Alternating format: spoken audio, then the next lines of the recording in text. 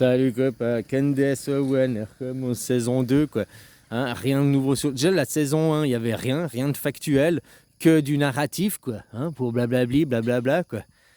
Toi le narratif, moi, j'ai un autre narratif que le discours officiel. Pourtant, on se base sur les mêmes faits, sur les mêmes documents quoi. Toi, tout est une question de narratif. Hein. Voilà quoi. Mais tout ça, c'est pour noyer le poisson. L'affaire Candice Owen, regarde la lune. On noie le poisson quoi. Parce que pendant que tout le monde est là à parler de Brigitte, c'est un trans, oui, non, Brigitte, c'est un trans, oui, non, qu'est-ce qu'on en a à foutre? Même ceux qui arrivent à dire, ouais, c'est un truc d'État. Mais qu'est-ce qu'il y a d'État? Ouais, parce que si c'est une trans qu'on nous l'aurait caché. Ouais, vous discutez sur si c'est un trans, oui ou non, peu importe. C'est pas le sujet important, c'est pas le sujet primordial. Pendant que vous discutez de la transsexualité de Brigitte, vous parlez pas que c'est une pédéraste, Brigitte. Parce que ça, pédéraste, c'est avéré. Elle est sortie avec Macron, elle avait 17 ans, elle est 39, ou je sais plus là, ou 14 et 39. Donc c'est avéré, c'est de la pédérasterie, ça. Et ça, elle veut changer de sexe. Qu'elle change de sexe, qu'elle est homme ou femme, ça c'est sa vie privée, c'est personnel, c'est à elle. Il n'y a aucun... Qu'est-ce que c'est, une affaire d'État, là? Non, c'est personnel. Et puis, il n'y a pas de crime. C'est pas criminel de changer de sexe. Il n'y a pas de crime à changer de sexe. Tout le monde parle que de ça. Mais personne, très rares sont ceux qui parlent que c'est une pédéraste, que c'est une prédateur sexuel qui s'en est pris à un adolescent. Et ça, c'est un crime. Ça, c'est criminel. Ça, c'est une affaire d'État, la pédérasterie. Alors, tu vois, pendant que tout le monde, Brigitte, que Candice Owen, elle détourne le poisson, mais sur quoi? Quel est le vrai sujet? Eh bien, c'est des pédérastes, c'est ça le vrai sujet. Et puis de parler de transsexualité, eh ben, ça évite de parler de pédérasterie. Non seulement ça évite de parler de la pédérasterie, hein, parce que comme ça, on parle d'un sujet qui... Oh, c'est une affaire d'État. Non, c'est une affaire privée. Par contre, la pédérasterie, ça, c'est une affaire d'État. Qui après fait quoi? De parler de la pédophilie, ça fait pédophilie, transsexualité, ça fait de la publicité au mouvement trans. Ça fait aussi dire que des gens, ah mais si Brigitte c'est un homme, puis elle est quand même arrivée à dame d'État, homme d'État, première dame, premier monsieur de France. Ah donc tu vois, blabli, blabla. Ah, puis après, qu'ils arriveront, ah mais Macron c'est pédéraste, oh, il avait 17 ans, elle en avait... Ah, donc tu vois, c'est des troubles psychologiques, c'est pas tant que ça, vu qu'on peut quand même devenir président, même en ayant subi des actes pédocriminels. Donc c'est pas très grave, quoi, finalement, quoi. C'est ça qui est la différence entre un pédophile et un pédéraste. Bah, c'est 12 ans, quoi. Hein?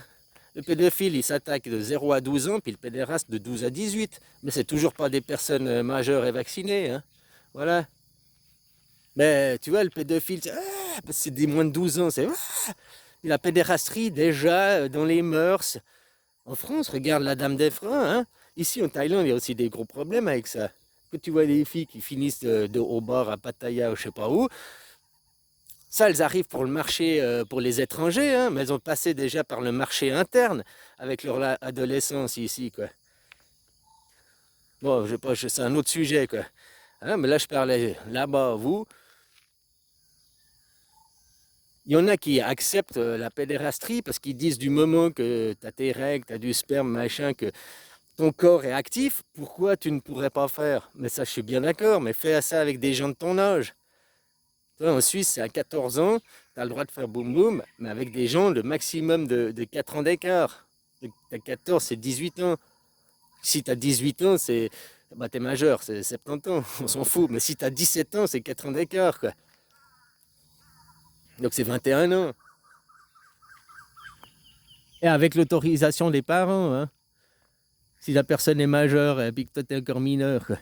Toi, donc, oui, c'est normal avec les gens de ton âge. Mais c'est pas normal que des gens de 40, 50, 60 ans soient affamés par des petites gamines, quoi. Ça, c'est pas normal, quoi. des femmes, hein, parce qu'on parle toujours des hommes, les hommes, les hommes. Mais moi, j'ai aussi vu des femmes, bah, regarde Brigitte. Puis moi, quand j'étais jeune, j'ai bien aussi été cajolé par les mamans, quoi. Hein. Voilà, elles m'ont aussi appris la vie, hein. Voilà, quoi. Donc il n'y a pas que dans les... hein, ça marche dans les deux sens, quoi.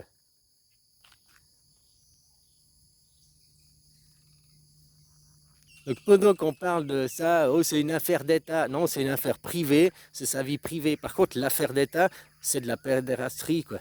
Ça, c'est de la pédérastie. Et puis que sous couvert de ça, on parle de la transsexualité et on va faire le genre, quoi. Faire prendre conscience du genre aux enfants. Maintenant, j'ai même vu qu'ils voulaient s'attaquer dès 3 ans dans certains lieux, quoi.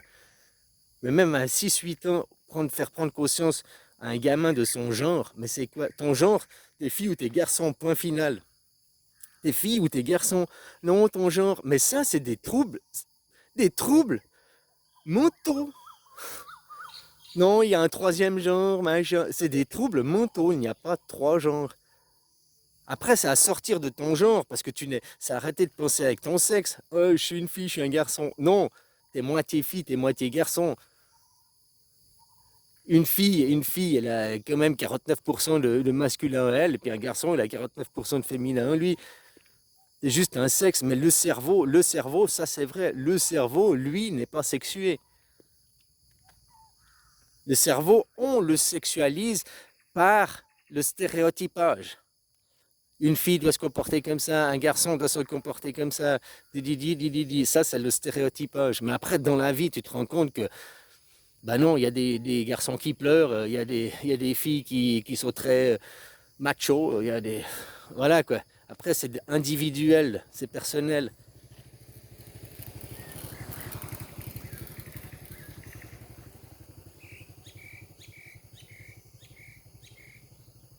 Dans la psyché, il n'y a pas de, justement. Mais dans la psyché, ton corps, il est. Ton corps, il l'est quand même. Puis tu as quand même une influence hormonale qui va agir sur. Voilà quoi. Les hommes, on a aussi nos règles. Hein, aussi, j'aime bien parce que les femmes, quand elles ont leur petit moment, ah, j'ai mes règles. Ben, nous aussi, on a des fois nos règles. Hein, nos moments, on est nerveux, puis il faut pas nous parler. Quoi. Voilà quoi. Bon, bref, je l'ai vu encore. À la base, c'était, pendant qu'on parle de Brigitte, c'est une affaire d'État. Si c'est un homme ou pas, non, c'est une affaire privée, ça regarde que elle. Voilà quoi. Pendant ce temps, Candace Owen, elle se fait du fric, elle se fait du fric, elle vous manipule, elle se fait du fric. Quoi. Hein. Tout ça pour se faire du pognon avec rien, aucune source. Par contre, tu vois, l'argent que Macron leur a détourné aux Français, si demain il finit son mandat en 2027, il finit son mandat, puis qu'il a une vie de millionnaire, un train de luxe de millionnaire, des voitures de luxe, une belle villa, machin, on va lui dire, ouais, mais t'as une retraite de président, c'est ça, machin, ton salaire, c'est ça. Ça justifie pas ton train de vie. C'est-à-dire que si il fait un procès à Brigitte Owens, qui gagne 30 millions ou 50 millions en dédommagement de son procès, bah après, ça justifiera sa vie de millionnaire. On dira pas ah, mais c'est parce qu'il a détourné les Français, ils ont détourné l'argent des Français, les Macron. On dira non, c'est parce qu'ils ont gagné leur procès qu'ils sont riches. Parce que s'ils sont riches, ils ont un train de vie de riches, de millionnaires, et puis ils sortent d'où l'argent? Je te dis qu'en ayant gagné le procès avec Candace Owen, et ben voilà, l'argent il sort d'ici, posez-vous pas de questions, les bouffons, quoi. Hein. Voilà, et tout ça, Macron, machin, ça représente l'empire, hein, ça représente la hiérarchie, ça représente les droits, c'est des schizophrènes, et ils vous rendent schizophrènes. La France, la démocratie, les valeurs de la démocratie. La démocratie, c'est pas des valeurs, hein, c'est un système politique. Un système politique, ça n'a rien à voir avec les valeurs. Après, les gens qui choisissent la démocratie par le vote, qui choisissent les valeurs, bah, ça dépend de chaque pays. Tu peux avoir une démocratie néo-nazie, hein, des mecs hyper, même à mon avis, si dans chaque nation on laissait vraiment les gens voter, on aurait toutes des nations hyper fermées sur elles-mêmes, hein, nationalistes à mort, aucun visite, aucun étranger, quoi. Donc, ouais, c'est bien un peu de forcer aussi, hein. Voilà, quoi. Parce qu'on nous enseigne l'égoïsme, on nous enseigne à pas se tourner vers les autres.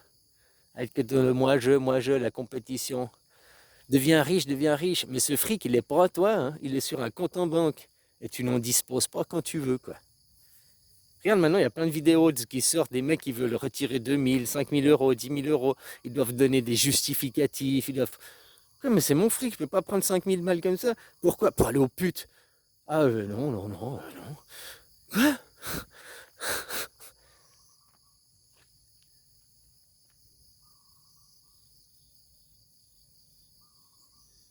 La démocratie, remettez le retour des Gaulois, faire des nations plus petites, hein?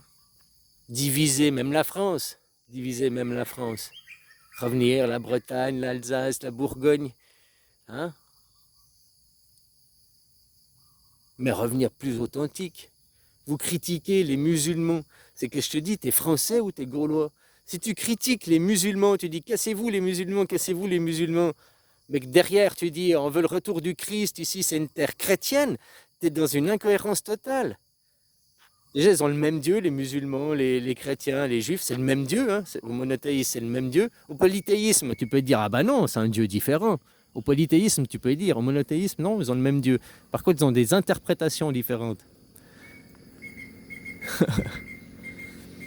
Et un musulman qui voile sa femme, donc qui est voilé, donc c'est un hyper pratiquant.